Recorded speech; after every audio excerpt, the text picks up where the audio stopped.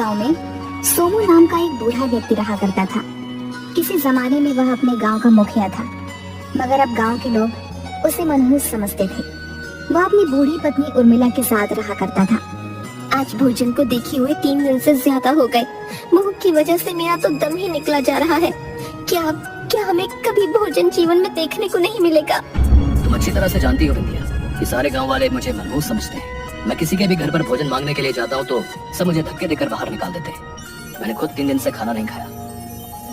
तो फिर क्या करें? जहर खाकर आत्महत्या कर लें क्या? अफसोस की बात तो यह है बिंदिया कि हम दोनों के पास जहर खाने तक के लिए पैसे नहीं है। अचानक उर्मिला मुखिया से बातें करते करते बेहोश हो गई। होश में और मिला, होश में आओ। मुखिया के झिझोड़ने पर उर्मिला को होश आ गया। जब मैं गांव का मुखिया था तब मैं किसी को भी भूखे पेट नहीं देख सकता था। मैंने अपना सारा धन निर्धन लोगों की मदद करने में लगा दिया, मगर आज जब मेरा बुरा समय आया तब कोई भी मेरी मदद करने के लिए तैयार नहीं। अरे मदद करना तो बहुत दूर की बात, कोई मुझे 2 वक्त की रोटी देने तक को तैयार नहीं।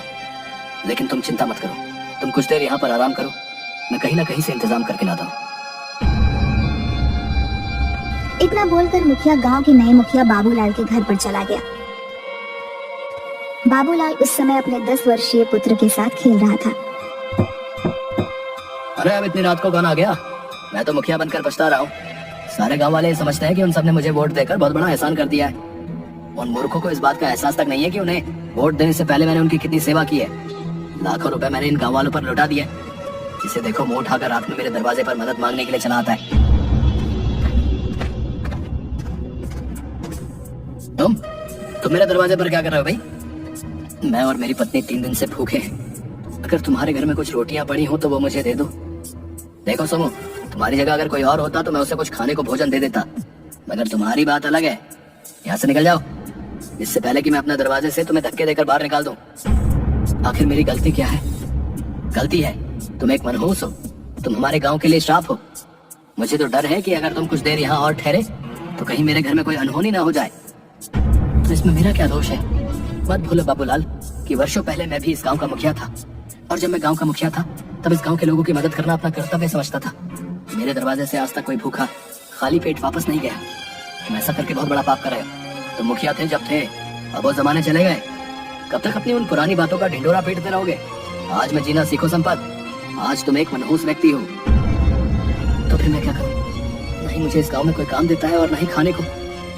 मेरे पास तुम्हारे लिए एक सुझाव है, तुम जाकर अपने आप को खत्म कर लो, क्योंकि अगर तुमने ऐसा नहीं किया तो कुछ दिन बाद गांव वाले तुम्हें लाठी डंडों से मार मार कर समाप्त कर देंगे। अचानक बाबूलाल के कानों में उसके 10 वर्षीय बेटे की चीख टकराई और दौड़ता हुआ अंदर पहुंचा। क्या हुआ बिल्लू को? पता नहीं जी, बिल्लू खेल रहा था। खेलते खेलते अचानक इसका पैर फिसल गया और ये गिर गया। देखो इसके सर से कितना खून बह रहा है। मैं जानता था कि ये मनहूस सोमू हमारे लिए कोई नई मुसीबत खड़ी कर देगा। इस मनहूस के कदम जब जब मेरे घर के दरवाजे पर पड़े हैं तब ऐसा ही अपशगुन हुआ है। अब मेरा मुंह क्या देख रही हो? बिल्लू को डॉक्टर के यहाँ ले जाना होगा।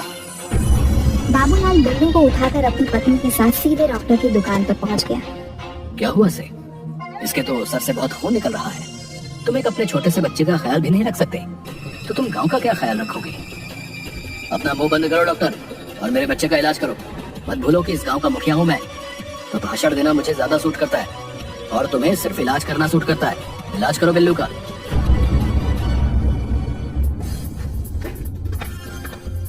सोमू तुम मेरे पीछे हाथ धोकर क्यों पड़ गए हो? तुम्हें अभी भी सुकून नहीं मिला? देखो तुम्हारी वजह से मेरे बेटे का सर फट गया। अब तुम क्या चाहते हो कि मेरा भी सर फट जाए? मैं तो सिर्फ तुम्हारे पुत्र को देखने के लिए चला आया था। तुम्हें देखने की कोई जरूरत नहीं है सोमू, तुम यहाँ से चले जाओ। मेरी पत्नी कुछ देर पहले बेहोश हो गई है, मुझे थोड़े पैसे दे दो। ज्यादा नहीं, सिर्फ इतने दे दो कि मैं अपनी पत्नी को भोजन करा सकूं। मेरी पत्नी कुछ देर पहले बेहोश हो गई थी। तुम और तुम्हारी पत्नी हर बार बेहोश ही होते हो। अरे मर क्यों नहीं जाते? ये कैसी बातें कर रहे हो?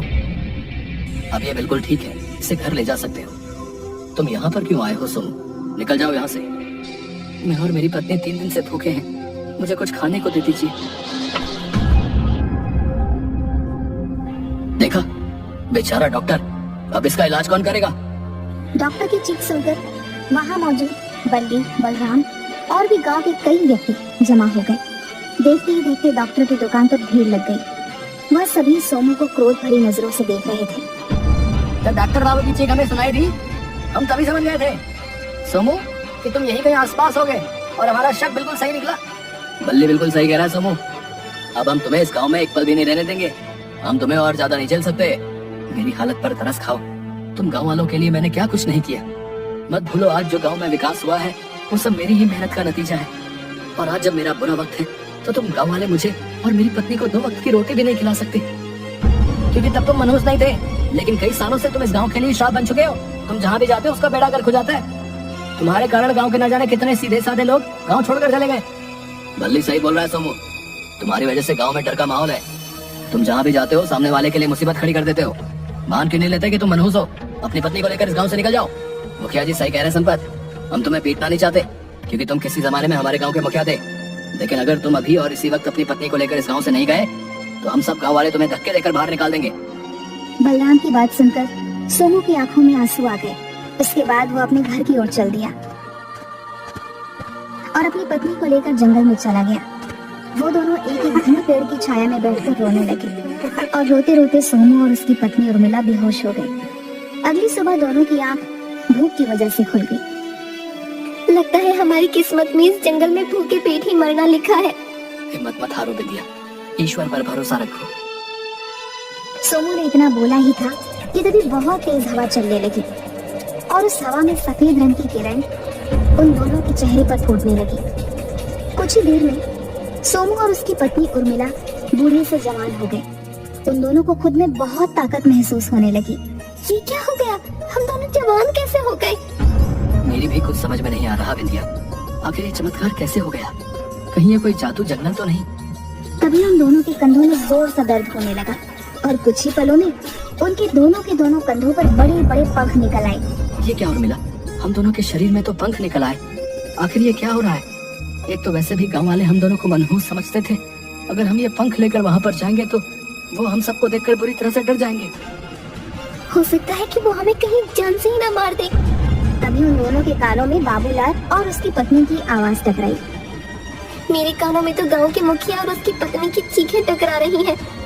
और मुझे भी ऐसा लग रहा है जैसे कि बाबूलाल मदद मांग रहा हो। लगता है बाबूलाल मुसीबत में है। हमें उनकी मदद करनी चाहिए। मैं उसकी मदद कभी नहीं कर सकता। कल रात में उसके दरवाजे पर तुम्हारे लिए भोजन मांगने गया तो उसने मुझे कितना अपमानित किया।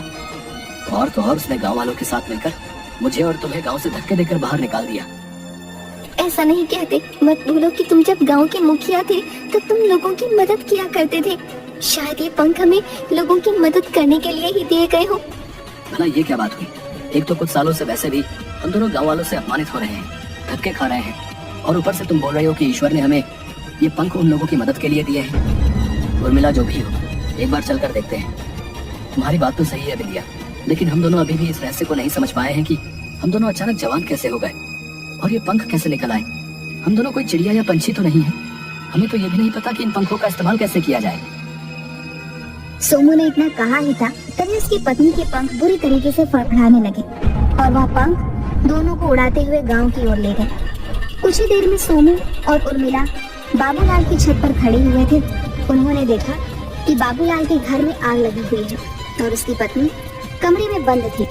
बाबूलाल बाहर से मदद की गुहार लगा रहा था। मेरा अंदाजा सही निकला। बाबूलाल की पत्नी मुसीबत में है।